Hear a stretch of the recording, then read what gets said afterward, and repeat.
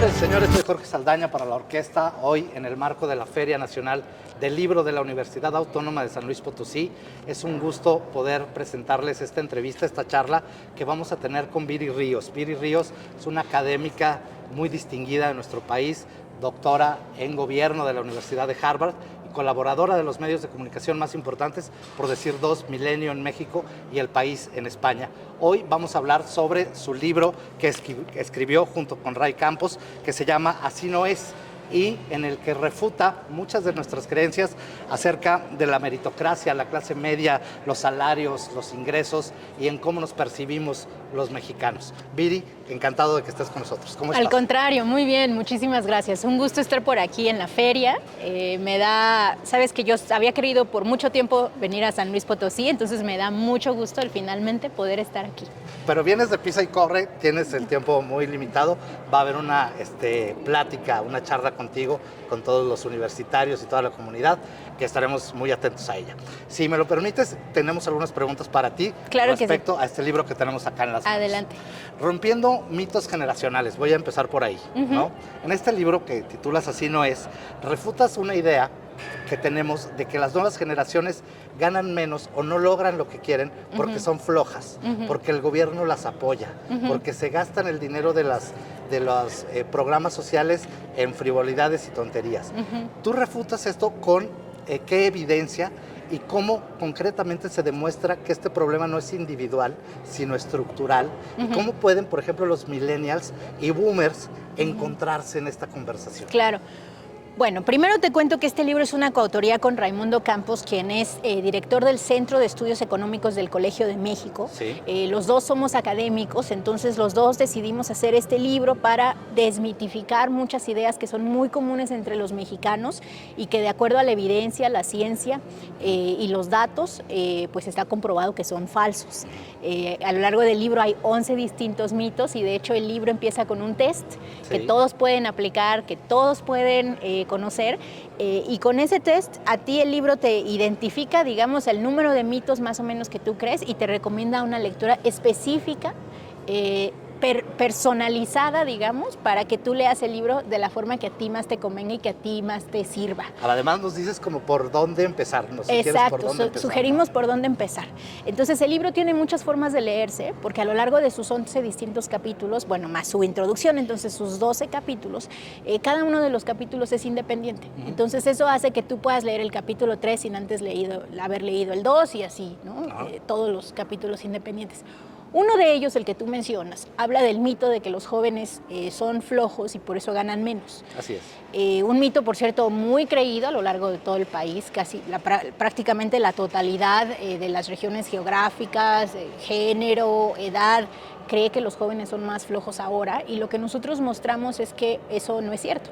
De hecho, de acuerdo a la evidencia científica, los jóvenes hoy trabajan más que los jóvenes de antes, además son más educados que los jóvenes de antes. Pero ganan menos. Pero ganan menos, entonces no se trata de que sean flojos, por el contrario, se trata de que hoy por hoy tenemos a la juventud más educada y más trabajadora que hemos tenido históricamente, y no por ello logran ganar más porque el mercado laboral no les está dando las oportunidades. Entonces nosotros tenemos un sistema educativo que crea muchas personas con nivel licenciatura, con nivel de ingeniería, y que esas personas no encuentran cabida dentro del mercado laboral. Lo que mostramos Raimundo Campos y yo es que cerca del 60% de las personas que tienen una licenciatura trabajan en empleos que no necesitarían ese nivel educativo. Trabajan en empleos que pudieron haber tomado con prepa, incluso con secundaria. ¿Por qué? Porque el mercado no los está logrando absorber. Entonces, más que solamente educar personas y luego pues culparlos a ellos de su propia situación, de lo que debemos darnos cuenta es de que lo que tenemos que hacer es crear un mejor mercado laboral, crear más empleos, crear más empresas, ¿no? Pones ejemplos muy específicos de personas que estudiaron licenciatura, enfermería, arquitectos, etcétera, pero que se están empleando en Cinépolis, en Starbucks, en otros lugares, y donde justamente no necesitaban estudiar. Pones el ejemplo incluso de esta canción de Belanova, que 23 años después vuelve a tomar sentido para esta generación que estaba creyendo en eso. Demuestran, por ejemplo, también que los jóvenes con licenciatura en 2023 ganan menos dinero que los que se titularon en 2005. Yo quisiera plantearte, con las nuevas tecnologías, la nueva forma de estudiar, ya no va a ser necesario esta licenciatura para emplearte, porque sí encontramos empleo, ¿sí? Pero ya no va a ser necesario, por ejemplo, específicamente quiero preguntarte respecto a toda esta generación que estudia en tutoriales, que estudia inteligencia artificial, que estudia el dropshipping, que estudia todas estas tendencias y que le permiten a veces generar más recursos que hacerse licenciado en algo, ¿no? ¿Cuál es tu visión sobre esto? No. ¿Esas van a ser las nuevas universidades? Bueno, las personas con licenciatura y con ingeniería siempre suelen ganar más que las personas con preparatoria. Esa es una realidad. Lo que nosotros observamos es que cada vez ganan menos. Pero eso no significa que ganen lo mismo que una persona con preparatoria. Incluso si realizan los mismos trabajos que una persona con preparatoria, se les remunera mejor por el hecho de tener una licenciatura o una ingeniería. Entonces eso es muy importante acentuarlo. Lo segundo es que respecto a tu pregunta, a si vale la pena estudiar una licenciatura, dado que muchos de los conocimientos pueden ser adquiridos por medio de YouTube, en tutoriales o por medio de inteligencia artificial, yo diferiría un poco al respecto, porque sí es cierto que los aspectos más básicos de la educación se pueden obtener ahí, pero más bien lo que debe cambiar es la licenciatura, que se enseña en la licenciatura, porque ahora podemos enseñar cosas mucho más complejas, sabiendo que hay muchas cosas que se pueden aprender por sí solos o que se pueden hacer con inteligencia artificial. El nivel de los estudios y del conocimiento que se adquiere debe subir. Entonces es como decir, no sé, si estuviéramos hace 200 años y dijéramos, no, pero es que ya no vale la pena estudiar porque ahora hay máquinas de escribir. No, bueno, claro que ahora se va a escribir más rápido, pero al contrario, ahora podemos estudiar otras cosas, ¿no? Entonces, siento que no tenemos que tenerle miedo a la tecnología porque la tecnología nunca va a sustituir al conocimiento. Y el conocimiento es lo que se aprende en las licenciaturas y las ingenierías. Correcto. A ver, yéndonos un poquito sobre ese tema, tengo aquí una pregunta preparada respecto al tema de la vivienda, que es uno de los temas que también tratan en tu libro, a que los jóvenes ya no pueden tener, por el aumento desmedido de las viviendas, el poco interés en tener vivienda económica en México. Hablas tú ahí de que se privilegió a desarrolladores, pero no se privilegió al mercado, ¿no? Hoy sabemos que hay un programa nacional anunciado por el gobierno mexicano para que el Infonavit y el Foviste vuelvan a hacer vivienda social, ¿sí? ¿Estamos ante el riesgo de que otra vez sea inalcanzable para las nuevas generaciones o si ves un programa de vivienda en el que estos nuevos jóvenes puedan acceder a independizarse y a tener una vivienda? Bueno, lo que el programa de vivienda plantea es que se van a crear un número determinado, no recuerdo cuántos, creo que 10 millones de viviendas sociales por medio de recursos federales. Celebro que existe ese programa, me parece muy importante que el gobierno finalmente decida construir vivienda para las personas que más lo necesitan, que es algo que el mercado simplemente no hace. El mercado prefiere crear vivienda cara, para renta, para personas de alto poder adquisitivo.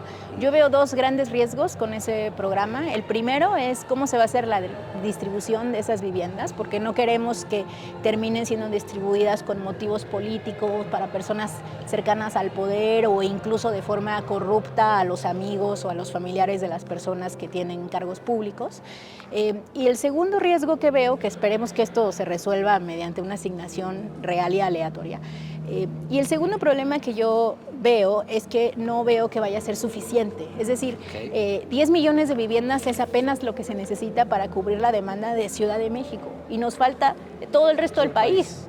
Entonces, más bien lo que se necesita es un cambio profundo en la estructura de gasto y es empezar a pensar esto no como un programa aislado que se lleva a cabo por el gobierno federal, sino como algo que todas las entidades federativas y todos los municipios tienen como prioridad. Y eso requiere no solamente que el Estado construya, eso requiere cambiar la regulación del uso de suelo, requiere por ejemplo, perseguir a los monopolios de cemento y de acero que existen en México para que no sea tan caro construir, requiere eliminar las regulaciones corruptas que hacen que se tenga que guardar un presupuesto de la construcción de la vivienda para dar mordidas, en fin, requiere tantas cosas para poder disminuir el precio de las viviendas. Sí, hasta la obra pública se afecta con los precios de los Cemex, por ejemplo. Claro.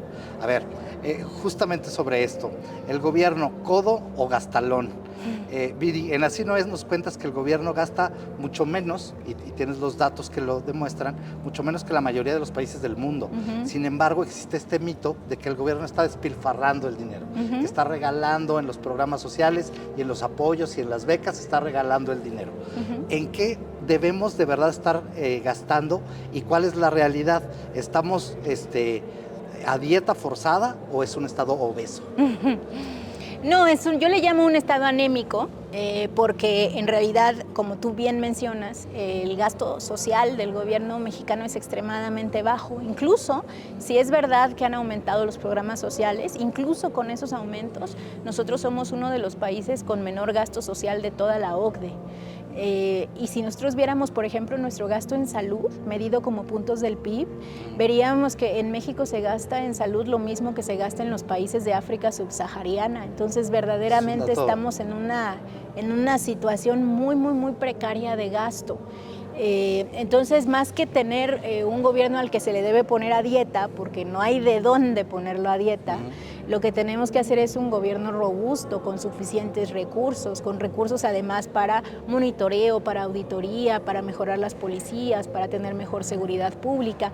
Muchos de los grandes problemas del país en México se deben a que no tenemos un gobierno con suficientes recursos. Pero ¿qué le dices a todos esos críticos, generalmente de derecha, ¿no? al que llaman a estos programas sociales populismo? Bueno, mira, justo de eso hablamos nosotros también en el libro. No podemos llamar populistas a políticas que ayudan a las personas a sobrevivir y a tener acceso a los bienes mínimos. Nosotros estudiamos en qué se gasta el dinero de los programas sociales y encontramos que la mayor parte del dinero se gasta en dos cosas, se gasta en alimentos y en medicinas. No es cierto que los jóvenes se lo gasten en francachelas. Entonces, esta idea de que en realidad todos se lo están gastando en cosas superfluas, en tonterías, en armar fiestas, en realidad no es cierto. La gran mayoría del dinero se utiliza bien. No dudo que haya alguno, 2 o 3 que lo hacen, ¿no? Pero es una cosa, digamos, de puntos muy extraordinarios. Realmente la gran mayoría lo gasta bien. Y además hay menos personas que no están sin estudiar ni trabajar. También demuestran aquí que ha venido disminuyendo esas personas que no tenían ni empleo ni trabajo. Sí, justo, porque otro de los grandes mitos que existen es que las personas reciben el programa social y dejan de trabajar y dejan de estudiar porque ya se sienten cómodos con ese dinero que reciben. Y lo que nosotros mostramos es que la proporción de personas que recibe programas sociales y trabaja es la misma que la proporción de personas que no recibe programas sociales y trabaja.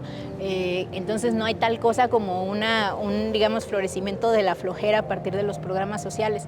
Pero volviendo al tema de si son o no populistas, fíjate que yo a veces me pregunto a qué se refiere a la gente. ¿Se refiere a que son populares? Pues claro que son populares, claro, porque a la gente le va a gustar, porque la gente puede comer y comprar medicinas, ¿no? Se refieren a que no debemos implementarlos. ¿Por qué? ¿Por qué no crearíamos un piso mínimo para que las personas puedan comprar medicamentos y medicinas, ¿no? Creo que detrás de esos argumentos hay a veces mucho clasismo y mucho elitismo, porque hay personas que nacen sin necesitar ese dinero para comer y para comprar medicinas. Y a esas personas nadie les dice nada de que se los den sus papás, de que de algún modo lo hayan obtenido, ¿no? Correcto. Y hay personas que nacen sin eso, y a esas personas el Estado tiene que dárselos, ¿no? Ahora, si eso le gusta a las personas, pues claro que les va a gustar, como les gustaría que les dieras educación y salud y seguridad. Lo que tenemos que crear es un Estado que dé más, no un Estado que dé menos. Claro, y eso me lleva a la siguiente pregunta. En estados específicamente como San Luis Potosí, hay familias que han tenido un control político y económico por generaciones, ¿no? Oligarquías.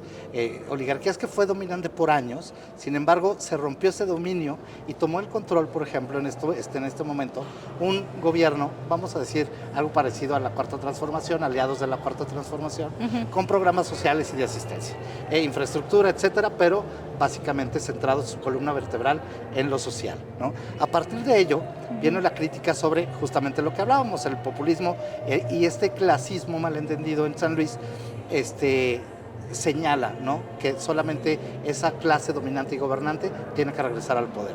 ¿Quién tiene la razón y qué nos conviene más a las mayorías? ¿Cómo encontrar equilibrios? Sobre si deben volver las oligarquías o sí. Sí, equilibrios entre estas oligarquías y esta gran brecha que se abrió con un nuevo gobierno, digamos, asistencial. Uh-huh. Bueno, la desigualdad es un problema en todo el país. Entonces, claramente, si hay un puñado de personas en San Luis Potosí que tienen demasiado, que tienen mucho, que siempre han concentrado el poder, los negocios y las tierras, pues esas personas tienen que encontrarse forma de distribuir sus recursos, porque no puede haber una gran mayoría de personas en pobreza, una clase media precaria y pequeña, y un puñado de personas que concentran la mayoría del poder. La desigualdad no le conviene a nadie, ni siquiera a los mismos ricos, porque las mismas empresas de los ricos tendrían más clientes si hubiera mayor clase media. La pobreza es mal negocio para todos, entonces creo que hay que entender eso para poder cambiar el equilibrio en el que vivimos. Creo que a veces nuestras oligarquías y nuestras personas con dinero tienen muy poca visión y muy poca creatividad y no se han dado cuenta de que un país en donde se gobernara para las mayorías, en donde se mejoraran los salarios y en donde hubiera mayor poder de consumo, sería un país mejor para todos. El asunto también de la queja de los impuestos, ¿no? Uh-huh. Que dicen, nos quitan mucho de los impuestos, es demasiado alto, pero por otro lado se quejan en que esos impuestos no se reflejan en un beneficio social, ¿no? Bueno, no nos quitan lo suficiente como para que se vea reflejado. Justo como mencionábamos anteriormente, México es uno de los países que menos recauda y que menos gasta de toda la OCDE. México recauda cerca de 16 puntos del PIB, lo cual significa que recaudamos más o menos lo mismo que recauda un país como las Bahamas, que como tú sabes es un paraíso fiscal. Entonces no es verdad que nos quitan mucho, nos quitan poco. En los países en donde hay transporte público, salud, seguridad, en esos países no se paga 35% de ISR, se paga 45%, se paga 50%. Eso es lo que cuesta tener un Estado funcional. Entonces creo que más bien hay un malentendido respecto al costo de las cosas. Y también hay un malentendido respecto a que el problema son los informales, porque si bien es cierto que hay un puñado de informales ricos a los cuales hay que atacar y hay que reducir y hay que eliminar por completo para que paguen sus impuestos, la realidad también es que la gran mayoría de los informales son personas muy precarias, son personas que tienen un puestito, son personas que venden comida en la calle, son personas con ingresos relativamente bajos. Entonces, aún si se les cobrara, digamos, los impuestos que deben, realmente la recolección que habría en esa parte de la sociedad sería relativamente poca.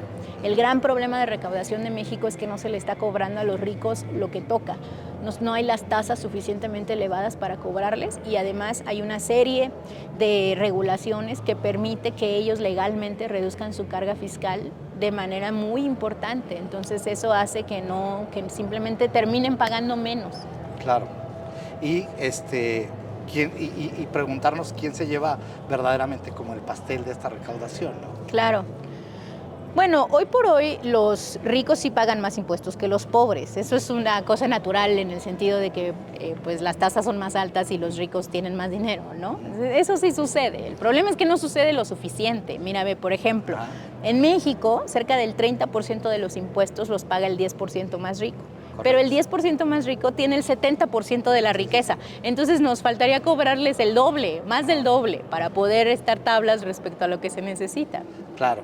Y cómo además distribuir o redistribuir eso, ¿no? Uh-huh, claro. hacia las necesidades de los mexicanos. Bueno, eso es muy importante en qué gastamos, ¿no? Porque si bien es cierto que es importante gastar en programas sociales, lo que nosotros mencionamos también en el libro es la importancia de ampliar los derechos hacia servicios como la salud, la educación de calidad, el que haya buena infraestructura, logística, capacidad de seguridad, de monitoreo, de auditoría. Es decir, necesitamos un Estado que no deje de dar programas sociales, pero que dé más que eso también, que dé mucho más que eso. Correcto. Viri, finalmente te quiero preguntar dos cuestionamientos. ¿Cuál es tu recomendación para las generaciones de edad productiva para leer las condiciones estructurales y tomar las mejores decisiones en México y en 20 años no sigamos cantando esta canción Rosa Pastel de Belanova? Bueno, yo diría dos cosas. Una es que hay que organizarnos políticamente, crear sindicatos y militar en partidos para poder tomar el poder. Nuestra clase política es muy vieja, nuestros sindicatos son muy viejos también, algunos de ellos también son muy corruptos, entonces es muy importante crear una clase política nueva, joven, de personas que pues cambien la forma en la que se hace política en este país. Y lo segundo, creo también muy importante, ya más individual, es que los jóvenes también se orienten respecto a las disciplinas que se deben estudiar en México para poder tener mayor oportunidad laboral, porque lo que nosotros observamos también en los datos es que hay un abismo de diferencia entre las personas que deciden estudiar ciertas carreras con gran demanda, por ejemplo, ingeniería en sistemas, versus las personas que estudian carreras con menor demanda, por ejemplo, sociología o nutrición. Sí. ¿No? Los salarios son verdaderamente discrepantes. Entonces creo que sí es muy importante también intentar pues gravitar hacia estas disciplinas en donde los salarios son mejores. Correcto. Última pregunta, si tú tuvieras 18 años, clase media baja, ¿hacia dónde dirigirías tus esfuerzos para subir un escalón en tu nivel de vida? Aprender inglés. ¿De verdad? En México la gran diferencia, sí, en México la gran diferencia entre tener un buen empleo o no es saber inglés. Y eso se da en prácticamente todas las industrias. Incluso yo, por ejemplo, logré estudiar un doctorado en el extranjero porque yo hablaba inglés. Sin esa herramienta en un país como México es muy difícil. Y justo hoy sacaba El País una nota mencionando que el 70% de la población en México no habla inglés, lo cual pues es un gran problema para un país como México, en donde el 80% de nuestras exportaciones van a Estados Unidos y en donde casi el 100% de nuestros migrantes terminan en Estados Unidos. Viri, te agradezco muchísimo esta entrevista. Gracias a ustedes. De verdad, Culto Público, este libro, Así no es, de Viri Ríos, Raimundo Campos, es de Editorial Grijalbo, está aquí, por supuesto, en la Feria Nacional del Libro de la Universidad Autónoma de San Luis Potosí, y ha sido un gusto platicar con su autora. Gracias, Viri. Muchísimas gracias a ustedes. Qué gusto estar en San Luis. Gracias por la invitación. Hasta la próxima.